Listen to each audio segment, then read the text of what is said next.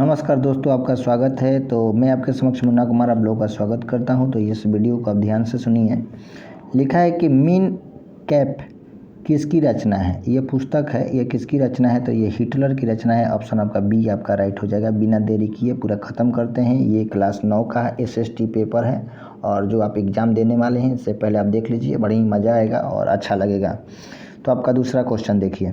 लिखा है जर्मनी का प्रमुख औद्योगिक क्षेत्र था। तो ये आपका हो जाएगा उर, ठीक है, उर क्षेत्र था। आपका बी आपका ऑप्शन राइट हो जाएगा। तो इस ऑप्शन को आप ध्यान रखेंगे। इसका भी आपका पहला का भी बी ही होगा। तीसरा क्वेश्चन लिखा है कि हिटलर का जन्म कहाँ हुआ था। जो हिटलर था उसका जन्म कहाँ हुआ था, तो इस बात को ध्यान रखेंगे। तो ऑस्ट्रिया में हुआ था और ऑस्ट्रिया की राजधानी कहाँ थी, तो वियना। इस बात को भी ध्यान रखिए, 10 क्लास में पढ़ना है, इस बात को ध्यान रखेंगे। और जर्मनी की राजधानी कहाँ थी, तो बर्लिन थी। तो इस बात को भी ध्यान रखेंगे। चौथा क्वेश्चन लिखा है कि प्रथम विश्व युद्ध का आरंभ कब हुआ था। तो ये आपको भली बात ही पता होगा कि 1914 से लेकर 1918 तक, यानी 4 साल का युद्ध यह चला था। 1914 से लेकर 1918 तक यह 4 साल का विश्व युद्ध चला था। इस बात को भी ध्यान रखेंगे। बिना देरी करे आगे बढ़ते हैं क्योंकि टाइम नहीं बचता है सभी के पास। तो ये देखिए पांचवा क्वेश्चन लिखा है कि जर्मनी की मुद्रा का नाम क्या है। तो यहाँ पर जर्मनी की मुद्रा का नाम हो जाएगा मैक, ठीक है। ऐसे नेट पर सर्च मारिएगा तो यूरो आएगा, लेकिन यहाँ पर किताब के अनुसार आपका जो है मैक हो जाएगा। आपका सी ऑप्शन आपका राइट हो जाएगा। लिखा है अगला क्वेश्चन की ओर बढ़ते हैं। थोड़ा सा हम बड़ा कर लेते हैं जिसमें आपको परेशानी न हो, ठीक है। थोड़ा सा बड़ा कर लेते हैं जिसमें परेशानी न हो। आइए देखते हैं। ये रहा छठवां क्वेश्चन। लिखा है कि नाजी पार्टी का प्रतीक चिन्ह क्या था। तो ये हो जाएगा स्वास्तिक। आपका बी ऑप्शन आपका राइट हो जाएगा। इस बात को ध्यान रखिएगा। अगला क्वेश्चन लिखा है कि द्वितीय विश्व युद्ध में कौन सा देश पराजित नहीं हुआ।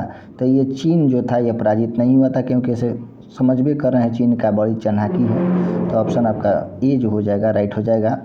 अगला क्वेश्चन लिखा है कि विधानसभा का चुनाव कितने वर्ष के अंतराल पर होता है। तो आप भली बात ही जानते हैं कि अंतराल कितना होता है, 5 साल। ऑप्शन सी आपका लगा लेंगे।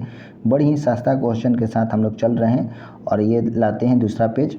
थोड़ा सा बड़ा कर लेते हैं जो उसमें आपको परेशानी ना हो।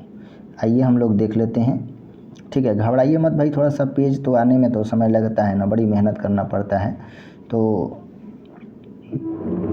आपको लग रहा होगा कि भाई ऐसा कुछ बात है, लेकिन थोड़ी सी मेहनत करनी पड़ती है। थोड़ा सा बड़ा कर लेते हैं, घबराइए मत भाई। देखिए अब थोड़ा सा, ठीक है। ये रहा 9वां क्वेश्चन। लिखा है कि निम्नलिखित में से चुनाव आयोग कैसी संस्था है। चुनाव आयोग जो है वह कैसी संस्था है, तो इस बात को ध्यान रखेंगे। तो ये है संवैधानिक संस्था, यानी आपका बी ऑप्शन आपका राइट हो जाएगा। 10वां क्वेश्चन की ओर देखते हैं। लिखा है कि भारत में किस प्रकार की शासन प्रणाली पाई जाती है। तो भारत में किस प्रकार की शासन प्रणाली पाई जाती है, तो आप भली भांति जानते होंगे। तो यहाँ पर हमारे अनुसार तो यहाँ पर राजतंत्र और लोकतांत्रिक राजतंत्र, तो यहाँ पर तो कोई होगा नहीं, तानाशाही होगा नहीं। तो ऑप्शन आप डी लगाते हैं मेरे हिसाब से। आप देख लीजिएगा अगला क्वेश्चन क्या है, ठीक है। 11वां क्वेश्चन लिखा है कि भारत में मतदान सूची में नाम होने के लिए न्यूनतम उम्र कितना होना चाहिए। कहने का मतलब कि मत देने के लिए न्यूनतम उम्र कितनी होनी चाहिए। तो आपको पता है 18 साल होनी चाहिए और ऑप्शन आपका ए होगा, राइट हो जाएगा। अगला क्वेश्चन क्या लिखा है, थोड़ा सा हम बड़ा कर लेते हैं, ठीक है। 12वां क्वेश्चन आइए देखते हैं। लिखा है कि निम्नलिखित में से मतदान सूची का निर्माण कौन करता है। जो मतदान सूची होता है उसका निर्माण कौन करता है, तो चुनाव आयोग होता है जो मतदान सूची का निर्माण करता है। यहाँ पर याद रखेंगे। लिखा है कि MLA किसे कहा जाता है। MLA किसे कहा जाता है, तो ये आपको भली बात पता होगा कि यह आपका हो जाते हैं, ठीक है, विधानसभा के सदस्य होते हैं। ऑप्शन आपका बी जो हो जाएगा ये राइट हो जाएगा। कौन सा हो जाएगा, बी आपका राइट हो जाएगा। या रख लेंगे, विधानसभा के सदस्य होते हैं। लिखा है कि बिहार में लोकसभा की सीटों की संख्या कितनी है, तो वह 40 है। लेकिन विधान परिषद की संख्या कहेगा तो 200 कितना हो जाएगा, 43 हो जाएगा। और लोकसभा की संख्या पूछ रहा है तो 40 हो गया, और विधान परिषद की संख्या पूछेगा तो 75 हो जाएगा। इस बात को भी ध्यान रखेंगे। तो ऑप्शन आपका बी आपका राइट हो जाएगा। नेक्स्ट क्वेश्चन की ओर बढ़ते हैं। लिखा है कि भारत का औसत जनसंख्या घनत्व प्रति वर्ग किलोमीटर क्या है? तो प्रति वर्ग किलोमीटर में है जो आपका डी 382। कितना है? 382 प्रति वर्ग किलोमीटर में जनसंख्या है भारत की। तो इस बात को ध्यान रखेंगे। अगला क्वेश्चन की ओर बढ़ते हैं और ये रहा आपका, देखिए 16वां क्वेश्चन। लिखा है कि भारत में सर्वाधिक साक्षरता दर किस राज्य में है? तो सबसे ज़्यादा साक्षरता दर जो है वह केरल में है और सबसे कम जो है वो बिहार में। तो सबसे अधिक पूछा है तो केरल ऑप्शन आपका लगाएंगे, डी ऑप्शन आपका राइट हो जाएगा। अगला क्वेश्चन लिखा है कि भारत की औसत आयु संरचना क्या है? तो ये आपका ए हो जाएगा 64.6 वर्ष की होगी। यहाँ पर ऑप्शन आपका ए राइट हो जाएगा। अगला क्वेश्चन लिखा है 18वां क्वेश्चन कि 2011 ईस्वी के जनगणना में प्रति 1000 पुरुषों पर महिलाओं का अनुपात कितना है? तो महिलाओं का अनुपात जो है यहाँ पर 943 होगा। 943 ऑप्शन आप देखिएगा तो 943 में आपका ऑप्शन आपका सी आ जाएगा। तो सी को आप करेक्ट कर लेंगे। बिना देरी किए आगे बढ़ते हैं और अगला क्वेश्चन लिखा है कि भारत में सबसे अधिक जनसंख्या किस राज्य में मिलती है? सबसे अधिक जनसंख्या किस राज्य में है? तो वो हो जाएगा उत्तर प्रदेश आपका। तो उत्तर प्रदेश को लगा लेंगे। 20वां क्वेश्चन है, आप देख लेते हैं भली भांति। लिखा है कि निम्नलिखित में से किस राज्य का जनसंख्या सबसे कम है? तो सबसे जनसंख्या किस राज्य में है, घनत्व कम है जनसंख्या का? तो वह हो जाएगा अरुणाचल प्रदेश। ठीक है। और सबसे पहले सूर्य कहाँ उगता है? तो अरुणाचल प्रदेश में। इस बात को भी ध्यान रखेंगे। 21वां क्वेश्चन लिखा है कि भारत में जनसंख्या घनत्व सर्वाधिक किस राज्य में है? जनसंख्या घनत्व जो है इस बात को ध्यान रखेंगे कि जनसंख्या घनत्व जो है यहाँ पर लिखा है भारत में सर्वाधिक घनत्व जनसंख्या घनत्व किस राज्य में है? तो जनसंख्या घनत्व की बात करेंगे तो यहाँ पर आपका हो जाएगा बिहार में। बिहार में सबसे ज़्यादा जनसंख्या घनत्व है। तो ऑप्शन आपका ए जो हो जाएगा राइट हो जाएगा। और आगे बढ़ते हैं और ये आपका ला देते हैं। लास्ट अब बचा है बहुत कम क्वेश्चन, तो इसको कर लेते हैं।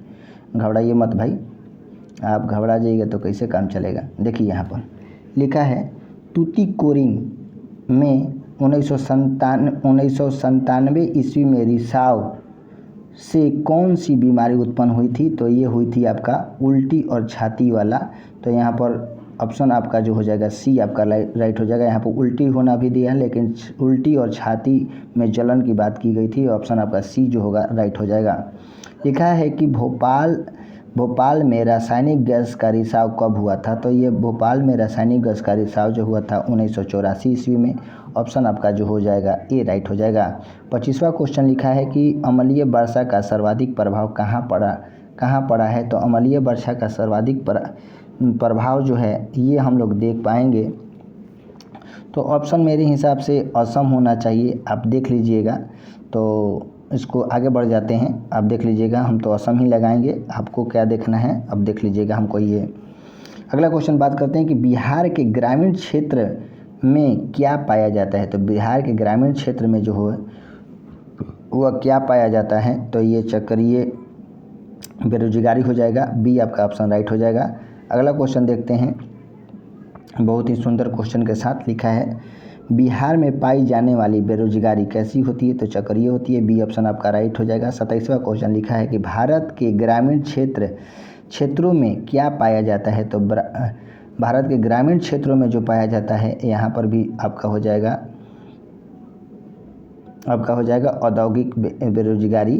तो आपका बी ऑप्शन आपका राइट हो जाएगा।